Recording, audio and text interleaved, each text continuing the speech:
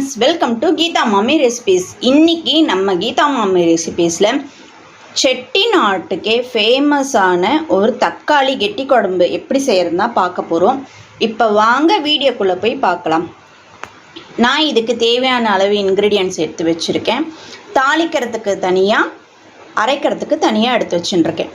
இது இப்போ அரைக்கிறதுக்கு, வறுத்து அரைக்கிறதுக்கு பட்டை ஒரு 2 இன்ச்சுக்கு பட்டை, கல்பாசி ஒரு 1/4 டீஸ்பூன், 1/4 டீஸ்பூன் கசகசா, 2 பிரிஞ்சி இலை, 2 அன்னாச்சி பூ, ஒரு 10லேருந்து 12 முந்திரி.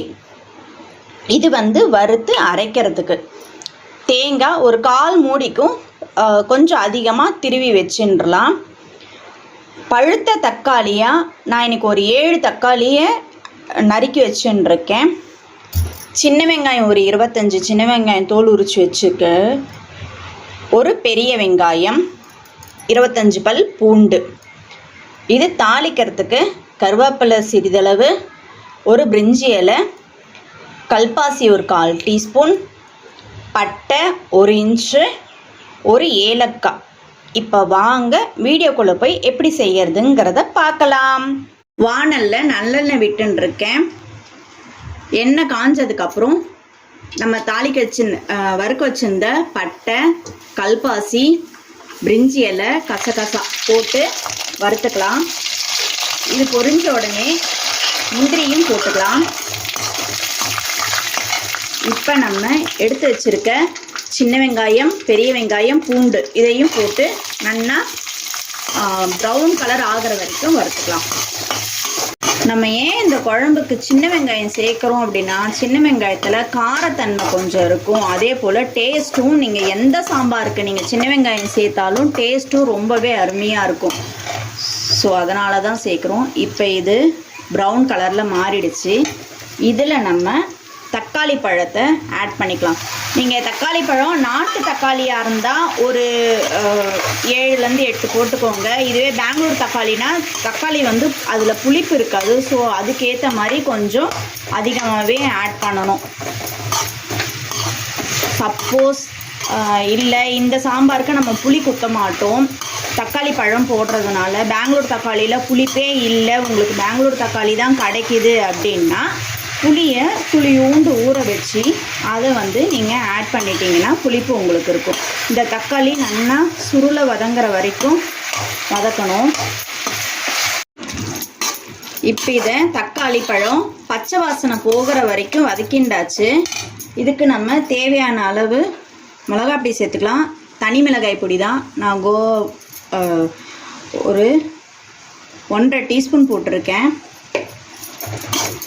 போட்டுண்டு இதில் நம்ம தேங்காயை ஆட் பண்ணி நல்லா ஆற வச்சு, தேங்காய் போட்டு ஒரு பெரட்டினா போதும், ரொம்பலாம் இது பண்ண வேண்டாம். இதை நம்ம ஆற வச்சு மிக்சியில் கொஞ்சம் கொரகொரப்பாக அரைச்சி எடுத்துகிட்டு வந்துடலாம். இப்போ நான் ஸ்டவ் அணைச்சிடுறேன்.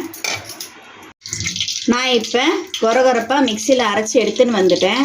இப்போ அடுப்பில் வாணல் போட்டுடலாம். இதில் தாளிக்கிறதுக்கும் சரி, நம்ம இப்போ குழம்பு பண்ணுறதுக்கும் நல்லெண்ணெய் தான் விட்டுக்கணும். அப்போ தான் டேஸ்ட்டு ரொம்பவே நல்லா இருக்கும். இப்போ நம்ம தாளிக்கிறதுக்கு கல்பாசி, பட்டை, ஏலக்காய், சோம்பு, கருவேப்பிலை, பிரிஞ்சி இலை இது எல்லாத்தையும் ஆட் பண்ணிக்கலாம். இதனுடைய அளவுகள்லாம் நான் டிஸ்கிரிப்ஷனில் கீழே கொடுத்துருக்கேன், அதை போய் செக் பண்ணுங்கள். இது பொரிஞ்சதுக்கப்புறம் நம்ம அரைச்சி வச்ச தக்காளி விழுதை ஆட் பண்ணிக்கலாம். ஆட் பண்ணிட்டு தேவையான அளவு தண்ணி விட்டு நல்லா எண்ணெய் ரிலீஸ் ஆகிற வரைக்கும் நம்ம இதை கொதிக்க விடணும்.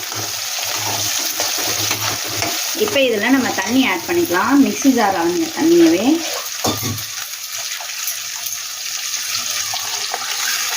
கலரே பார்க்க சூப்பராக இருக்குது. தேங்காய் எதுக்கு சேர்க்குறோம் அப்படின்னா, டேஸ்ட்டு கொஞ்சம் நல்லா வரும் அப்படின்றதுக்காக தான் தேங்காவை சேர்க்குது. ஏற்கனவே நம்ம முந்திரியும் சேர்த்துருக்கோம், அதனால தான் தேங்காயோட அளவு நம்ம கம்மியாக சேர்த்துருக்கோம். இப்போ நல்லா கொதிக்கணும். இந்த குழம்புக்கு தேவையான அளவு உப்பை நம்ம ஆட் பண்ணிக்கலாம்.